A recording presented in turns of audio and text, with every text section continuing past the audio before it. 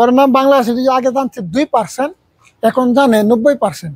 High রে বাংলাদেশের news রে, নিউজ করলেই ভিউজ, নিউজ করলেই ভিউজ। আগে শিরোনামগুলো শুনেন, তারপর বিস্তারিত বলতেছে। হিরো আলম দুধ দিয়ে গোসল করে বউ তালাক দিচ্ছে। রিপন মিয়া মা বাবাকে বাদ দেয় না। বান্দরবন থেকে 2 মেশিন চালক আটক। নিউজগুলো দেখছেন নি?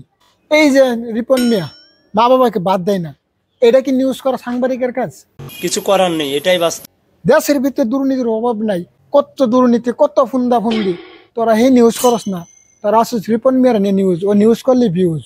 এই যদি হয় একটা দেশের গণমাধ্যমের প্রধান নিউজ, এই দেশে দুর্নীতি হইতো না, হইব কোন দেশে?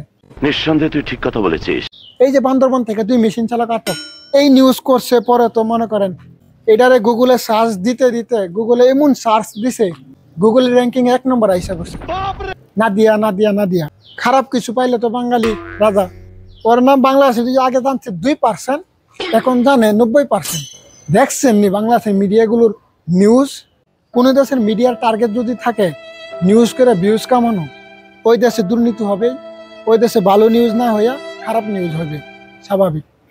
কথাগুলো ভালো লাগলে লাইক দিন।